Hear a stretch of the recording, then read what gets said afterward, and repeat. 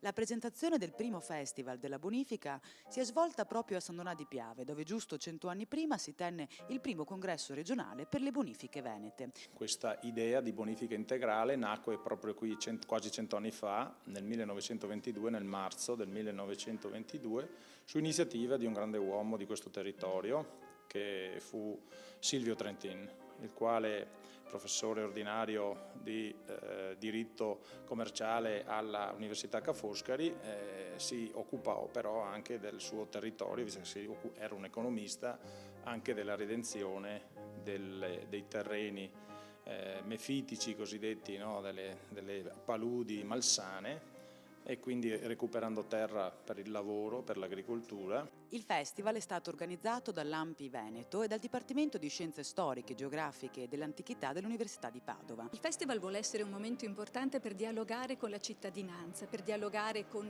chi lavora e opera quotidianamente nel territorio, quindi sia da un punto di vista economico, sia anche solo come residenti di queste terre che sono artificiali, che non esistevano, e quindi trasmettere anche questa, l'importanza e il valore che ha il territorio, che ha l'ambiente. Oggi è la giornata mondiale dell'acqua, quindi siamo all'interno di Agenda 21, quindi qual è l'agenda del XXI secolo, e noi tutti siamo responsabili di mantenere questo nostro territorio, di mantenerlo vivo, di mantenere una qualità di vita che sia sempre più importante, sempre più ricercata.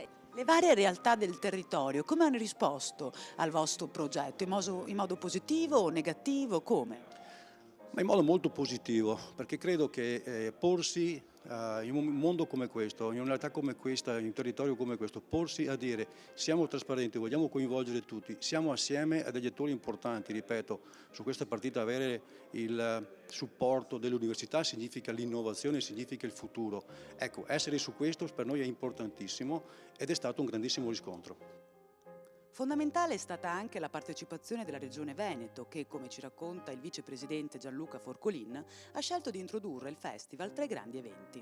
Per trovarci pronti a queste nuove sfide noi dobbiamo guardare oggi a questi cambiamenti climatici, ai bacini di laminazione, agli investimenti che la Regione sta facendo assieme proprio ai consorzi di bonifica, ma per capire anche quali altre soluzioni ci devono essere nell'utilizzo dell'acqua, bene assolutamente prezioso, perché oggi la cosa che è chiara e lampante è che si consuma molto più velocemente l'acqua di quanto tempo invece ci vuole per riprodurla, per averla a disposizione. Per cui questa è la nuova sfida, poter contemperare con parsimonia appunto l'utilizzo dell'acqua.